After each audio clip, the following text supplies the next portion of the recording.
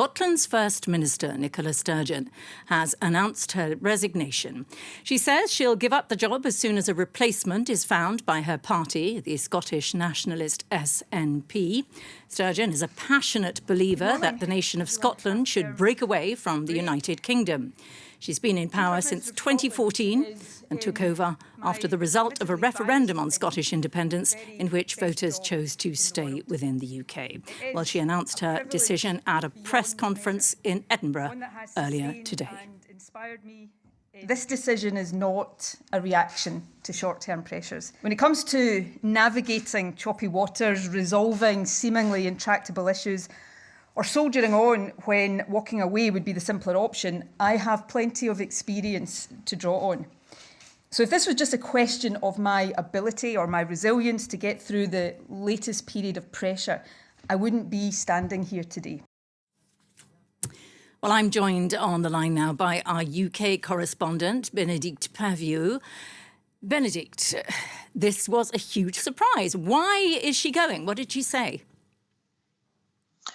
Yes, Nicola Sturgeon announcing that she's stepping down as First Minister and as leader of the Scottish National Party is indeed a huge surprise. It's taken everybody, in a sense, what's been a bolt out of the blue.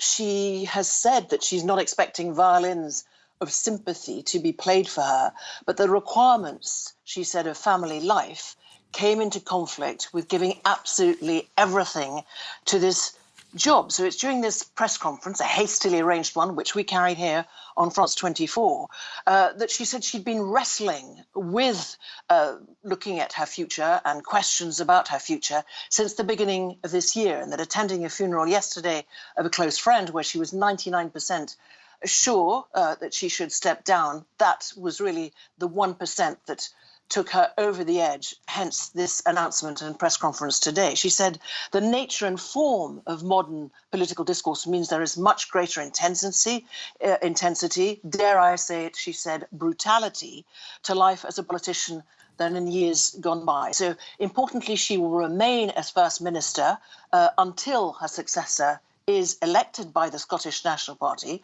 We don't have a timeline for that yet. And she said she would stay as an MSP, so as a member of the Scottish Parliament, until at least the next Holyrood election in May 2026. Let's remember she's been 8 years in power, First Minister since November 2014, when she took over from the first ever Scotland First Minister, and that was Alex Salmond, and that was of course, following the first independence referendum, one that failed to get the Scottish people to vote for independence of Scotland from the rest of the UK.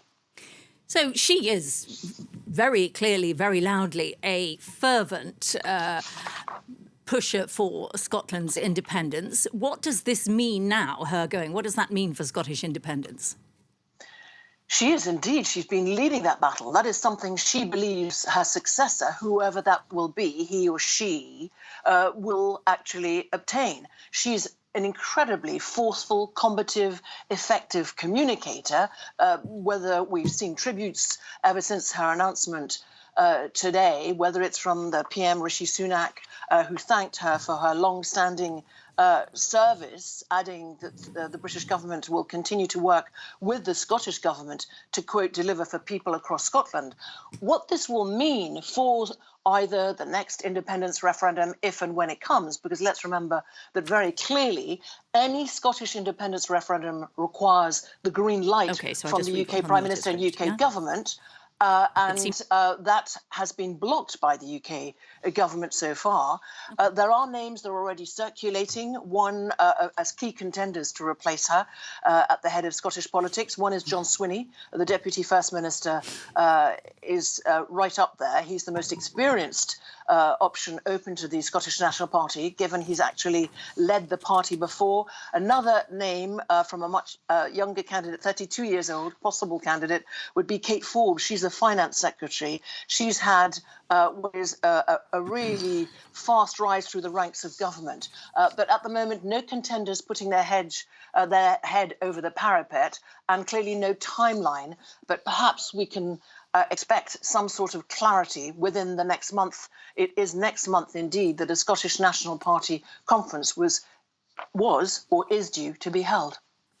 OK, well, we'll leave it there. Thanks very much, Benedict. I'm sure we'll be hearing more about this in the coming weeks.